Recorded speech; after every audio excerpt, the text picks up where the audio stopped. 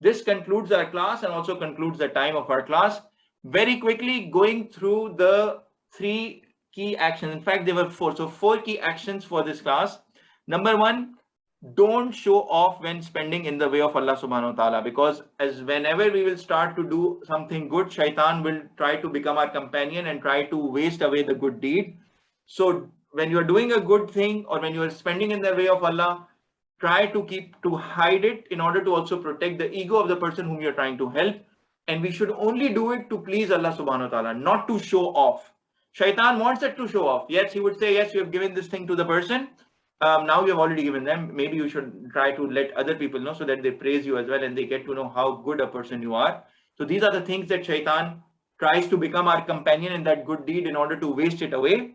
So Allah subhanahu wa ta'ala is saying that we should not show off when we are spending in the way of Allah subhanahu wa ta'ala. We should only do it to please Allah subhanahu wa ta'ala. Number 2, Allah subhanahu wa ta'ala knows better about our enemies. He knows who our enemies are, and so if we hold on tight to his guidance, if we pray to him alone, if we do not do shirk, then, and if we only fear Allah subhanahu wa ta'ala, then it is a feeling that will provide us strength, that he's our protector and he's by our side. So it will take away the fear of all other enemies. It can be enemies of Islam, it can be enemies of Muslims, whosoever they are. So Allah subhanahu wa ta'ala knows them and he has marked them and he's the one who will take care of them. We do not have to worry about them.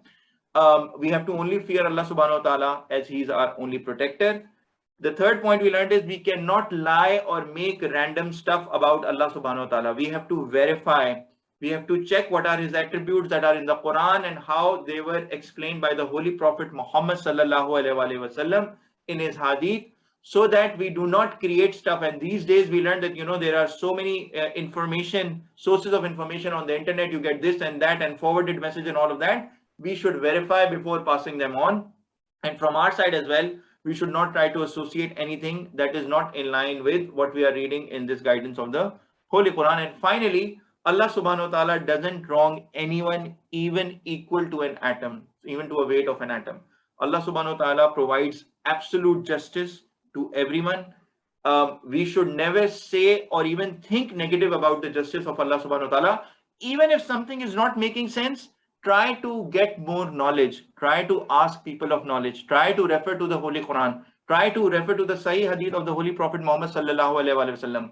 We can never think, because Allah subhanahu wa ta'ala is perfect, he is our creator, we can never think that he would be unjust to anyone in this world, or he would provide a burden to anyone that that person cannot take.